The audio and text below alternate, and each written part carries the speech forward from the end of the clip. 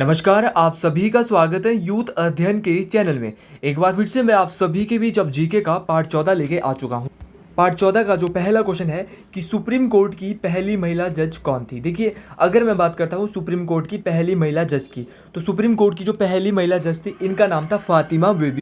अगर मैं बात करता हूँ हाई कोर्ट की पहली महिला मुख्य न्यायाधीश, तो हाई कोर्ट की जो पहली महिला मुख्य न्यायाधीश थी, इनका नाम था लीला सेठ। लीला सेठ जो है ये उच्च न्यायालय की पहली महिला मुख्य न्यायाधीश बनी थी। और किस उच्च न्यायालय में बनी थी, तो ये हिमाचल प्रदेश हाई कोर्ट में पहली महिला मुख्य न्यायाधीश बनी थी। इसके अलावा ऑप्शन में सरोजनी नायडू दिया है। सरोजनी नायडू की अगर मैं बात करता हूँ, तो ये स्वतंत्र भारत की पहली महिला गवर्नर या पहली महिला राज्यपाल थी। तो पहली महिला राज्यपाल स्वतंत्र भारत की, तो इनका नाम था सरोजनी नायडू। अगर मैं बात करता हूँ सरोजनी नायडू की, तो सरोजनी नायडू जो है ये भारत की आईएनसी की पहली भारतीय महिला अध्यक्ष भी थी। ये भी आपने याद रखना है, मोस्ट इंपॉर्टेंट है कि आईएनसी की पहली भारतीय महिला अध्यक्ष कौन थी, सरोजनी नायडू। लेकिन अगर क्वेश्चन आएगा कि पहली महिला अध्यक्ष भारतीय राष्ट्रीय कांग्रेस की, तो आएगा एनी बेसेंट। अगर आएगा पहली महिला भारतीय अध्यक्ष, तो इनका नाम था सरोजनी नायडू। अगले क्वेश्चन की मैं बात करता हूँ। हर एक क्वेश्चन बहुत इंपॉर्टेंट है, और उससे पहले मैं आपको दो चीज़ें यहाँ से बताना चाहूँगा। और ये जो मैं सीरीज़ ला रहा हूँ, ये बहुत इंपॉर्टेंट सीरीज़ है, इसको अच्छे से पढ़ना है। क्वेश्चन ये भी आ सकता है कि हाई कोर्ट के चीफ जस्टिस वर्तमान में कौन है, मुख्य न्यायाधीश कौन है उच्च न्यायालय के। तो उच्च न्यायालय के जो वर्तमान में मुख्य न्यायाधीश है, इनका नाम है MS रामाचंद्रा राव। क्वेश्चन ये भी आ सकता है कि जो सुप्रीम कोर्ट है, वहाँ के मुख्य न्यायाधीश चीफ जस्टिस वर्तमान में कौन है, तो इनका नाम है DY चंद्रचूड़। और राज्यपाल जो है वर्तमान में हिमाचल प्रदेश के, इनका नाम है शिव प्रताप शुक्ला। और जो सुप्रीम कोर्ट के मुख्य न्यायाधीश है धनंजय यशवंत चंद्रचूड़, ये जो है भारत के 50वें नंबर के मुख्य न्यायाधीश है। ये भी पेपर में पूछा जा सकता है। अगला जो क्वेश्चन है, 1009 में निम्न में से किसने नगरकोट कांगड़ा को लूटा था। तो 1009 में जो है वो कांगड़ा या नगरकोट किले को जो है वो किसके द्वारा लूटा गया था, तो ये लूटा गया था महमूद गजनवी के द्वारा। महमूद गजनवी ने जब कांगड़ा को 1009 में लूटा, तो कांगड़ा के राजा कौन थे, ये मोस्ट इंपॉर्टेंट क्वेश्चन है। तो कांगड़ा के जो राजा थे, इनका नाम था जगदीश चंद। जगदीश चंद कांगड़ा के राजा थे जब महमूद गजनवी ने कांगड़ा को लूटा था। क्वेश्चन ये आ सकता है कि कांगड़ा को जो है अलग अलग विदेशियों ने लूटा। तो जैसे 1337 में कांगड़ा को किसने लूटा, तो 1337 में लूटा मोहम्मद बिन तुगलक। और 1365 में किसने लूटा, तो 1365 में लूटा फिरोज शाह तुगलक। ये दोनों ही बातें मोस्ट इंपॉर्टेंट। अगले क्वेश्चन की मैं बात करता हूँ। और फिरोज शाह तुगलक ने जब 1365 में कांगड़ा किले को लूटा था, तो इसके साथ साथ इसने ज्वालामुखी मंदिर को भी ब्लाइंड किया था। और वहाँ पे जो है इसने 1300 किताबें ये वहाँ से ले गया था। अगला क्वेश्चन है, Himalayan hill state regional council के पहले अध्यक्ष कौन है। तो Himalayan hill state regional council के जो पहले अध्यक्ष है, इनका नाम है स्वामी पूर्णानंद। देखिए, हिमालयन हिल स्टेट जो रीजनल काउंसिल है, इसके पहले अध्यक्ष तो स्वामी पूर्णानंद है। क्वेश्चन ये आ सकता है कि इसकी स्थापना कब हुई, तो Himalayan hill state regional council की जो स्थापना है वो 1946 में हुई। क्वेश्चन और आता है कि हिमालयन रियासती प्रजामंडल की स्थापना कब हुई, तो हिमालयन रियासत प्रजामंडल की स्थापना हुई थी 1936 में। ये भी मोस्ट इंपॉर्टेंट क्वेश्चन है और आने वाला क्वेश्चन है। देखिए, हर एक क्वेश्चन मोस्ट इंपॉर्टेंट है और हर एक क्वेश्चन को आपको अच्छे से सुनना है। अब क्वेश्चन आ सकता है कि 1954 में कौन सा जिला हिमाचल का 5वां जिला बना। तो अगर मैं बात करता हूँ डिटेल से, तो डिटेल से अगर मैं बात करता हूँ, तो हिमाचल प्रदेश का जो गठन हुआ था, ये हुआ था 15 अप्रैल 1948 को। 15 अप्रैल 1948 को हिमाचल प्रदेश का गठन हुआ था। और उस समय सिरमौर, मंडी, मासू और चंबा हिमाचल प्रदेश में 4 जिले थे जब हिमाचल जो है इसका गठन किया गया था। उस समय 4 जिले थे। 1951 में हिमाचल बना था पार्ट सी। 1954 में जुलाई 1954 में इसमें मिलाया गया था बिलासपुर, और बिलासपुर बना था कौन सा जिला, 5वें नंबर का जिला। 1956 में भैया यूटी बन गया था, मोस्ट इंपॉर्टेंट है। और 1960 में हिमाचल का 6ठा जिला बना था किन्नौर। और किन्नौर के बाद 1966 में बना था विशाल हिमाचल। और 25 जनवरी 1971 को हिमाचल प्रदेश को मिला था पूर्ण राज्य का दर्जा। तो हर एक क्वेश्चन बहुत इंपॉर्टेंट है और अच्छे से आपको हर एक क्वेश्चन सुनना है, तभी बात बन सकती है। अगले क्वेश्चन की मैं बात करता हूँ। थोड़ी ये क्वेश्चन जो है यहाँ पे ढंग से यहाँ पे जो है ये प्रिंट नहीं हुआ था क्वेश्चन पेपर। भाई दो ना पाई किस आंदोलन का विस्तार है। अगर मैं बात करता हूँ भाई दो ना पाई, तो भाई दो ना पाई नारा जो है ये सविनय अवज्ञा आंदोलन के दौरान जो है वो दिया गया था। और ये सविनय अवज्ञा आंदोलन जो हुआ था ये 1930 में दोस्तों हुआ था। 1930 में स्टार्ट हुआ था और इसको वापस ले गया था 1934 में। देखिए, इसके अलावा यहाँ पे बहुत सारे ऑप्शन की मैं बात कर लेता हूँ, और क्योंकि ऑप्शन की बात करना बहुत ज़रूरी होती है। भारत छोड़ो आंदोलन की शुरुआत 1942 में भारत में हुई थी।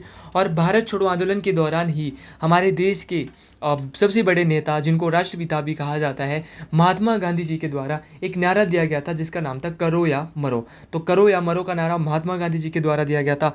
असहयोग आंदोलन की अगर मैं बात करता हूँ तो असहयोग आंदोलन जो है ये 1920 में चला था, और 1920 के बाद 1922 में 5 फरवरी 1922 को एक घटना होती है जिसको हम बोलते हैं चोरा चोरी की घटना। चोरा चोरी की घटना होती है, उसमें पुलिस वाले जिंदा 40 पुलिस वाले मारे जाते हैं, और जिसके कारण इस घटना को वापस ले लिया जाता है, असहयोग आंदोलन को वापस ले लिया जाता है इस घटना होने के कारण। और इसके बाद में अगर बात करता हूँ, स्वदेशी आंदोलन भी यहाँ पे दिया है। तो स्वदेशी आंदोलन ये 1905 में हुआ था। तो हर एक क्वेश्चन की हमने यहाँ से बात की। अगला क्वेश्चन बहुत अच्छे लेवल का है, ध्यान से सुनना है कि कुल्लू जिले का स्थान निरमंड किससे संबंधित है। देखिए, जो कुल्लू जिले का जो स्थान निरमंड है ना, निरमंड कुल्लू जिले में, और यहाँ पे सबसे पहले तो मैं आपको बताना चाहूँगा कि यहाँ पे जो है वो भुंडा उत्सव मनाया जाता है। निरमंड, जो कुल्लू का निरमंड, यहाँ पे भुंडा उत्सव मनाया जाता है। भुंडा उत्सव जो ये 12 वर्ष बाद मनाया जाता है, और इस त्यौहार को पहाड़ी लोगों का कुंभ भी कहा जाता है, जो भुंडा उत्सव होता है। इसके साथ साथ जो है जो यहाँ पे बूढ़ी दिवाली भी जो हिमाचल प्रदेश में कहाँ की फेमस है, तो कुल्लू के निरमंड की फेमस है। ये जो है वो ऋषि परशुराम से संबंधित, निरमंड जो है वो ऋषि परशुराम से संबंधित है। अब भगवान परशुराम के जो पिता है, इनका नाम है ऋषि जमदग्नि। ऋषि जमदग्नि का जो संबंध है वो मलाणा से है। मलाणा भी कुल्लू में पड़ता है। और मलाणा की अगर मैं बात करता हूँ तो मलाणा में जो है वो विश्व का सबसे पुराना प्राचीनतम लोकतंत्र है। मलाणा जो है विश्व का सबसे पुराना लोकतंत्र, और यहाँ पे पूजा की जाती है ऋषि जमदग्नि की, जो पिता है भगवान परशुराम के, और इन्हीं को जामलू देवता के नाम से भी जाना जाता है। ये सारे के सारे क्वेश्चन आपने ध्यान से सुनने हैं। अब पुत्र तो है ये ऋषि जमदग्नि के जो पुत्र है ये भगवान परशुराम जी है, और इनकी माता का नाम माता रेणुका है। माता रेणुका जी का मंदिर भी है सिरमौर में, और माता रेणुका जी की सबसे बड़ी प्राकृतिक झील भी है, ये भी सिरमौर में है, जिसका आकार सोई हुई स्त्री की तरह है। ये भी आपने याद रखना है, मोस्ट इंपॉर्टेंट है। अगले क्वेश्चन की मैं बात करता हूँ, सतलुज नदी का उद्गम स्थल कौन सा है। River Sutlej originates from. अगर मैं बात करता हूँ सतलुज नदी की, सतलुज नदी का जो उद्गम है ये मानसरोवर झील के राकसताल नामक स्थान से होता है, जो कि तिब्बत में स्थित है।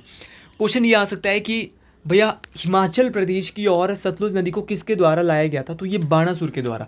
किसके द्वारा लाया गया था, ये क्वेश्चन अच्छे लेवल का क्वेश्चन है। तो बाणासुर ने जो है सतलुज नदी को लाया था भारत की, और इसको, और अगर मैं हिमाचल की, और सॉरी, अगर मैं बात करता हूँ सतलुज नदी की, तो सतलुज नदी का जो वैदिक नाम है ये शतुद्री। क्या नाम है, शतुद्री सतलुज का वैदिक नाम है। और सतलुज की कुछ सहायक नदियों की मैं बात कर लेता हूँ, क्योंकि पेपर में बार बार ये पूछी जाती है, और टेट परीक्षाओं में हो सकता है कि पूछ ली जाए। तो सतलुज की जैसे सहायक नदी है बसपा, स्पीति, नोगली, सोन, अलीखड़, तैंती, यूला, वेंगर और ढूलिंग, सोलधांग और कोरंग। एक बार फिर से बोल रहा हूँ, बसपा सतलुज की सहायक है, स्पीति भी है, नोगली भी है, सोन नदी भी है, अलीखड़। और अलीखड़ की अगर बात करता हूँ तो अलीखड़ जो है वो द्योली फिश फार्म के पास स्थित है, जो कि एशिया का सबसे बड़ा फिश फार्म है।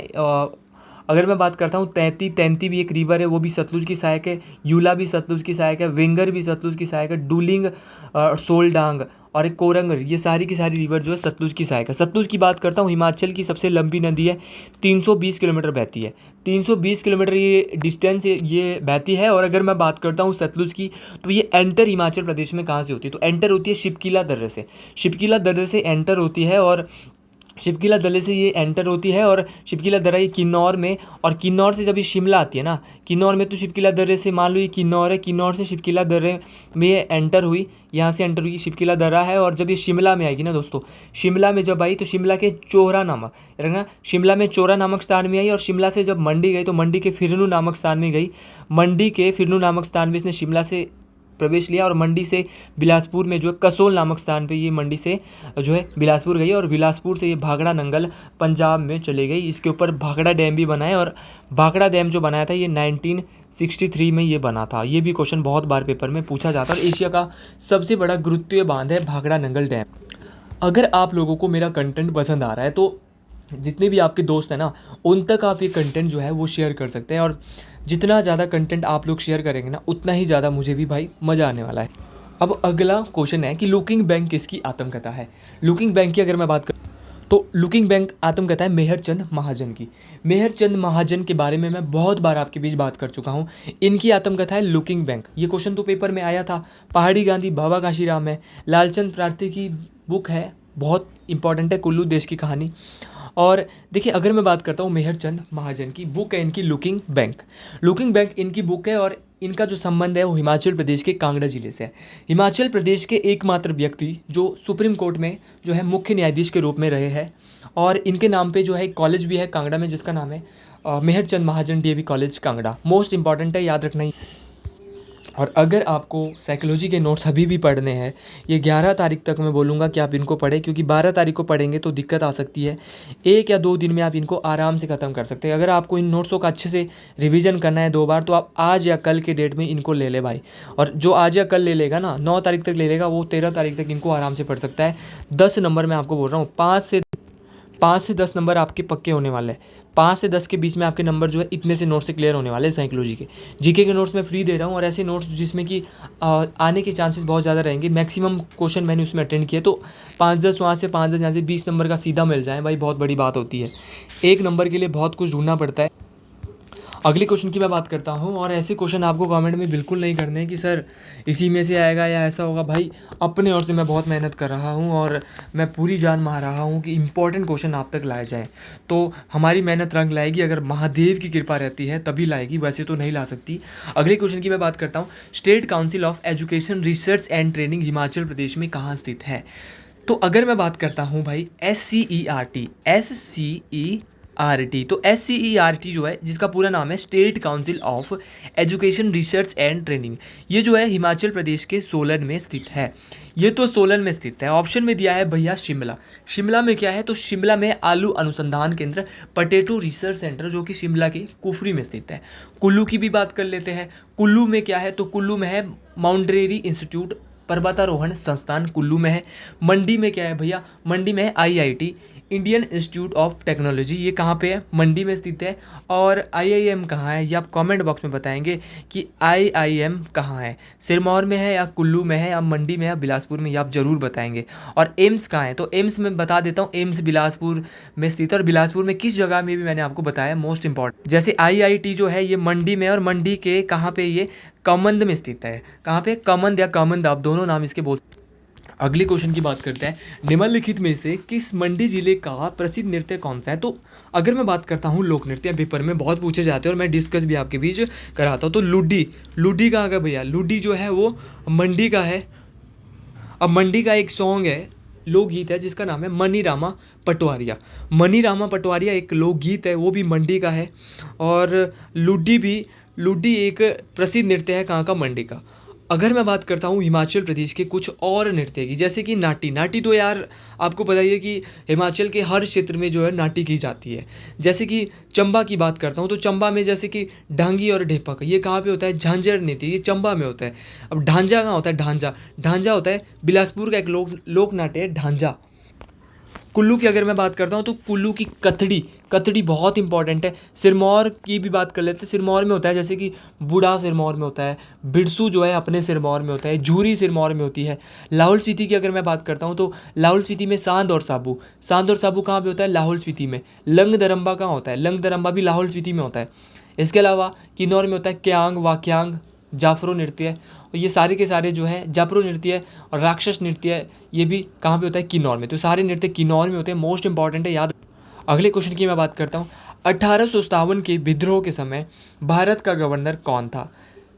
तो जब 1857 का विद्रोह हुआ था, 1857 का जो विद्रोह 10 मई 1857 को शुरू हो गया था। कहाँ से शुरू हुआ था भैया, मेरठ से शुरू हुआ था। और पहले स्वतंत्रता जो सेनानी थे, इनका नाम था मंगल पांडे। देखिए, जब 1857 का विद्रोह हुआ था, तो भारत के गवर्नर जनरल थे लॉर्ड कैनिंग भारत के गवर्नर जनरल थे। और अगर मैं बात करता हूँ लॉर्ड डलहौजी के बारे में भी डिटेल से थोड़ी बात करते हैं। एक तो इन्होंने चलाई थी डॉक्ट्रिन ऑफ लैप्स नीति। Doctrine of lapse Lord Dalhousie के द्वारा लाई थी, जिसको हम हड़प नीति के नाम से भी जानते हैं, मोस्ट इंपॉर्टेंट। लॉर्ड डलहौजी के कार्यकाल के समय ही जो है भारत में पहली रेल चली थी 1853 में। देखिए, क्वेश्चन ये भी आ सकता है विश्व में कब चली, तो लिवरपूल से मैनचेस्टर 1825 में चली थी, और विश्व में, और 1853 में भारत में पहली रेल बिछाई गई थी, और पहली रेल चलाई भी गई थी मुंबई से ठाणे चली थी। कितने किलोमीटर, 34 किलोमीटर, किसके द्वारा, लॉर्ड डलहौजी के कार्यकाल के दौरान चलाई गई थी। लॉर्ड डलहौजी के द्वारा ही भारत में पब्लिक वर्क्स डिपार्टमेंट की स्थापना भी की गई थी, लोक निर्माण विभाग की भी स्थापना की गई थी। लॉर्ड मिंटो ऑप्शन में दिया है, तो लॉर्ड मिंटो दो थे, एक था लॉर्ड मिंटो वन, एक था लॉर्ड मिंटो दो। लॉर्ड मिंटो वन जो था, इसके कार्यकाल के समय अमृतसर की संधि हुई थी महाराजा रणजीत सिंह और अंग्रेजों के बीच 1809 में। अब लॉर्ड मिंटो दो जो था, इसके कार्यकाल के दौरान हुआ था 1905 में। लॉर्ड मिंटो टू का जो कार्यकाल था 1905 से 1910 था, और इसके कार्यकाल के दौरान स्वदेशी आंदोलन भारत में चलाया गया था। तो ये भी आपने याद रखना है, Lord Minto one and Lord Minto two. अब लॉर्ड वेलजेली भी है, तो इनको क्यों छोड़ना है। लॉर्ड वेलजेली के दौरान, कार्यकाल के दौरान जो है, चौथे नंबर का आंग्ल मैसूर युद्ध हुआ था, जो कि मैं बहुत बार आपके बीच डिस्कस कर चुका हूँ। टीपू सुल्तान इसमें हार गए थे, और ये हुआ था 1799 में। अगले क्वेश्चन की बात करते हैं कि केंद्र सरकार का प्रथम विधि अधिकारी कौन होता है। Who is the first law officer of the central government. तो ये होता है attorney general of India. Attorney general of India की अगर मैं बात करता हूँ, महान्यायवादी हम इसको कहेंगे। महान्यायवादी के बारे में अनुच्छेद नंबर 76 जो है वो बात करता है। अनुच्छेद 76 बात करता है महान्यायवादी के बारे में। क्वेश्चन ये आ सकता है कि वर्तमान में भारत के महान्यायवादी कौन है। तो वर्तमान में जो भारत के महान्यायवादी है, इनका नाम है आर वेंकट रमणी। क्या नाम है? आर वेंकट रमणी। और अटॉर्नी जनरल या महान्यायवादी को जो अपॉइंट किया जाता है, ये राष्ट्रपति के द्वारा जो है वो अपॉइंट किया जाता है। और आपने याद रखना है एडवोकेट जनरल, जिनको हम बोलते हैं महाअधिवक्ता। तो महाअधिवक्ता जो होता है ये स्टेट में होता है, ये आपने याद रखना है कहाँ पे होता है, स्टेट में होता है महाअधिवक्ता। ये भी आपने याद रखना है मोस्ट। अगले क्वेश्चन की बात करते हैं, और हर एक क्वेश्चन बहुत। यहाँ पे भाई भारत का मुख्य न्यायाधीश था, इसको जो शपथ दिलाएगा वो कौन दिलाएगा? राष्ट्रपति। और राष्ट्रपति को जो शपथ दिलाएगा वो दिलाएगा मुख्य न्यायाधीश। और मुख्य न्यायाधीश के बारे में बात कर चुका हूँ, कौन है? DY चंद्रचूड़। कौन से नंबर के? 50वें नंबर के चीफ जस्टिस है भारत। बांग्लादेश में प्रवेश करने के बाद गंगा नदी को निम्न में से किस नाम से जाना जाता है? जब गंगा नदी बांग्लादेश में भारत से प्रवेश करती है, तो इस नदी का नाम क्या हो जाता है? पद्मा रिवर हो जाता है। मोस्ट इंपॉर्टेंट है। भारत में अगर मैं गंगा नदी की बात करता हूँ, तो गंगा नदी का उद्गम भागीरथी गंगोत्री ग्लेशियर से होता है। तो भागीरथी नदी के रूप में आगे आती है, फिर यहाँ से आती है एक अलकनंदा नदी। अलकनंदा और भागीरथी देव प्रयाग नामक स्थान में मिलती है, और वहीं से गंगा नदी बनाती है। गंगा की अगर मैं बात करता हूँ, तो गंगा जो है भारत की सबसे लंबी नदी है, और 25-25 किलोमीटर बहती है। अब गंगा नदी का जो पानी है वो शुद्ध होता है। क्यों शुद्ध होता है? कि गंगा जल तो खराब ही नहीं होता 2 साल तक, क्योंकि गंगा की जो नदी है, इस पे एक बैक्टीरियोज नाम का कीड़ा पाया जाता है, एक जो कि इसमें नदी में पाए जाने वाले सारे जो वायरस वगैरह है उनको खा लेता है। तो जिसके कारण गंगा नदी का पानी जो है बिल्कुल शुद्ध रहता है। गंगा नदी की जो सबसे बड़ी सहायक नदी है वो यमुना, और यमुना जो हिमाचल के सिरमौर जिले में मात्र बहती है, ये भी आपने याद रखना है। और अगर मैं बात करता हूँ गंगा नदी की, तो गंगा नदी को बांग्लादेश में पद्मा कहते हैं, ये भी मोस्ट इंपॉर्टेंट है। और गंगा और ब्रह्मपुत्र, या पद्मा और जमुना, क्योंकि बांग्लादेश में ब्रह्मपुत्र नदी का नाम जमुना पड़ जाता है, और जब पद्मा और जमुना इकट्ठी मिलती है तो ये क्या बनाती है? मेघना। और यही मेघना आगे जाके क्या बनाती है? सुंदरवन डेल्टा। तो ये भी आपने याद रखना है, ये भी मोस्ट इंपॉर्टेंट है। सुंदरवन डेल्टा की अगर मैं बात करता हूँ, तो ये पश्चिम बंगाल में स्थित है। इसका जो आकार है वो त्रिकोणीय है, और विश्व का सबसे बड़ा डेल्टा भी है सुंदरवन डेल्टा। यहाँ पर जो है विश्व के सबसे बड़े मैंग्रोव वृक्ष भी पाए जाते हैं। तो हर एक चीज़ बहुत इंपॉर्टेंट है, अच्छे से सुनना है। ममता बनर्जी जो है पश्चिम बंगाल की मुख्यमंत्री भी है, और आपने याद रखना है कि पश्चिम बंगाल के सुंदरवन डेल्टा में सुंदरी वृक्ष भी पाए जाते हैं। अगला क्वेश्चन, संविधान सभा के द्वारा अंतिम रूप से संविधान को कब पारित किया गया? तो संविधान सभा के द्वारा जो है अंतिम रूप से जो संविधान को पारित किया गया था, वो किया गया था 26 नवंबर 1949। लागू हुआ था भैया 26 जनवरी 1950, लेकिन 26 नवंबर 1949 को इसको जो है वो पारित किया गया था। अब 26 जनवरी 1950 को इसको लागू किया। क्यों लागू किया भाई? इसी दिन लागू क्यों नहीं किया? क्योंकि पारित तो इस दिन किया, लागू बाद में किया। इसलिए भाई क्योंकि 1930 में जो भारतीय राष्ट्रीय कांग्रेस का जो लाहौर में जो है वो रावी नदी के किनारे जो है जवाहरलाल नेहरू ने स्वतंत्रता आज़ादी की कसम खाई थी, और वहाँ पे झंडा फहराया था 26 जनवरी को। इसीलिए जो है उस टाइम जो है, इसलिए संविधान को जो है 26 नवंबर 1950 को लागू हुआ। अब संविधान सभा की बहुत सारी कमेटियाँ थी, समितियाँ थी। क्वेश्चन आता है संविधान सभा की पहली बैठक कब हुई? तो पहली बैठक हुई थी 9 दिसंबर 1946। 9 दिसंबर 1946 को पहली बैठक हुई थी, और इसमें अस्थायी अध्यक्ष बनाए गए थे संविधान सभा के, जिनका नाम था डॉक्टर सच्चिदानंद सिन्हा। दूसरी बैठक हुई थी 2 दिन बाद 11 दिसंबर 1946, और इसमें संविधान सभा के स्थायी अध्यक्ष बनाए गए थे, जिनका नाम था डॉक्टर राजेंद्र प्रसाद, जो कि भारत के ऐसे राष्ट्रपति है जो 2 बार राष्ट्रपति भी रहे हैं, एकमात्र है ऐसे व्यक्ति। क्वेश्चन मैं बात करता हूँ, यूनियन पावर कमेटी भी थी संविधान सभा की, संघीय समिति थी, जिसके अध्यक्ष थे जवाहरलाल नेहरू, जो कि भारत के पहले प्रधानमंत्री है। क्वेश्चन ये भी आ सकता है कि प्रारूप समिति, जिसको हम ड्राफ्टिंग कमेटी बोलते हैं, ड्राफ्टिंग कमेटी के जो अध्यक्ष थे, प्रेसिडेंट थे, इनका नाम था डॉक्टर भीमराव अंबेडकर। ये सारी बातें आपने याद रखनी है, मोस्ट इंपॉर्टेंट। अगले क्वेश्चन की बात करें, सरकार द्वारा पुरानी मुद्रा को समाप्त कर नई मुद्रा चलाना क्या कहलाता है? जब सरकार जो है वो पुरानी मुद्रा को समाप्त कर देती है और नई मुद्रा लाती है, मान लो कि अभी बदले भैया पिछले साल 2000 के नोट क्या बोले, बंद कर दिए, तो उसको हम क्या है, डीमोनेटाइजेशन नहीं कहेंगे, क्योंकि उसको तो बंद ही कर दिया, उसके जगह नया नोट तो कोई आया नहीं। तो ये चीज़ आपने याद रखनी है, उसको विमुद्रीकरण, जैसे 2016 में नोटबंदी हुई, 500 का नोट चेंज किया, नया नोट आ गया 500 का, तो उसको हम क्या कहेंगे, विमुद्रीकरण। तो सरकार जब पुरानी मुद्रा को चेंज कर नई मुद्रा लाती है, उसको कहेंगे हम विमुद्रीकरण। अगर क्वेश्चन ये आएगा कि 2000 का नोट बंद किया गया, क्या उसको विमुद्रीकरण कहेंगे? बिल्कुल नहीं कहेंगे। क्वेश्चन आपको जो है नॉलेज हर चीज़ की होनी चाहिए भाई, उसको विमुद्रीकरण, क्योंकि उसकी जगह कोई नया नोट नहीं आया था, और 2000 के नोट का फ़ायदा भी नहीं था, इतना बड़ा नोट भाई, कहीं पे अगर कहीं जाना भी होता था तो 2000 का नोट टूटता भी नहीं था।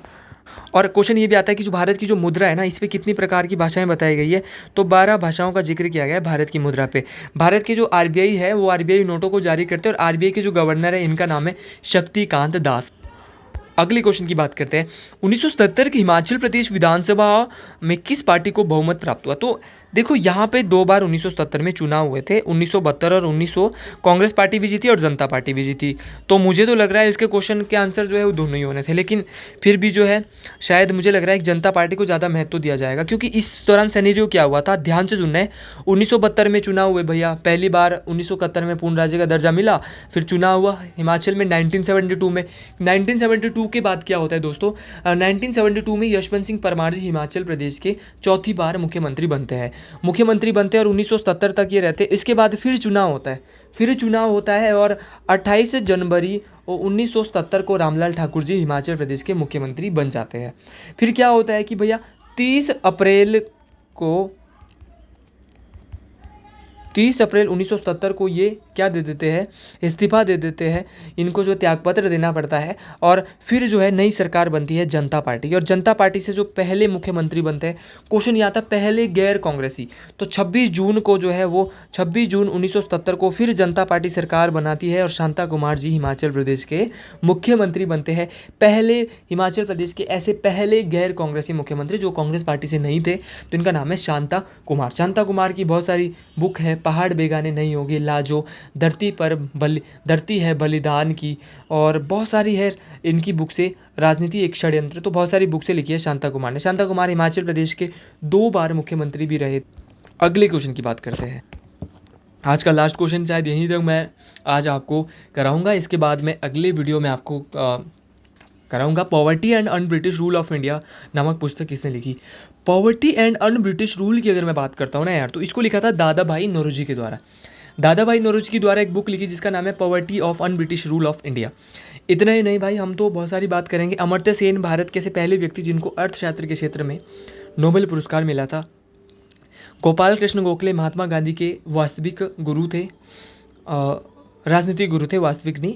दादा भाई नौरोजी की अगर मैं बात करता हूँ तो आईएनसी, इंडियन नेशनल कांग्रेस, जिसकी स्थापना मैं सुबह वाली वीडियो में भी बोल चुका हूँ, मोस्ट इंपॉर्टेंट है, बम्बई में हुई थी। पहले अध्यक्ष WC बनर्जी थे। दादा भाई नौरोजी आईएनसी के दूसरे नंबर के अध्यक्ष थे। कांग्रेस के कौन से नंबर के अध्यक्ष थे? दूसरे नंबर के अध्यक्ष। और ये अधिवेशन कहाँ पे हुआ था ये आपने कमेंट बॉक्स में बताना है। अगर मैं बात करता हूँ दादा भाई नौरोजी की, भारत के ऐसे व्यक्ति जो विदेश की संसद में जाकर चुने गए थे। दूसरा जो भैया क्वेश्चन बनता है यहाँ से, आईएनसी के ऐसे अध्यक्ष थे दादा भाई नौरोजी जो विदेश की संसद में जाकर भी सदस्यता इन्होंने ली थी। तो आज के लिए इतना ही करेंगे। वंदे मातरम कब गाया था सर्वप्रथम? तो ये 1896 में कांग्रेस के कलकत्ता अधिवेशन में गाया गया था, और राष्ट्रगान गाया गया था 1911 में। बाकी आगे डिटेल से बात करते हैं अगली वीडियो में। आज के लिए इतना ही। हर हर महादेव, महादेव की कृपा आपके ऊपर बनी रहे। देखिए ऐसे क्वेश्चन तो नहीं करने हैं भाई, और अगर वीडियो अच्छी लग रही है तो आप हर हर महादेव का कमेंट यहाँ पे ज़रूर डालें। कमेंट बॉक्स में हर हर महादेव प्लस पीछे डालें भाई। आज पूरा नाम मेरे चैनल का यूथ अध्ययन स्टार करके आप लिख सकते हैं। बहुत बहुत धन्यवाद, आप लोग मेरे साथ जुड़े हैं, मेरे को हौसला मिलता है, आप लोग मेरे साथ जुड़े और मुझे अच्छा लगता है भाई। तो आज के लिए इतना ही। जय हिंद, जय हिमाचल, जय भारत, हर हर महादेव।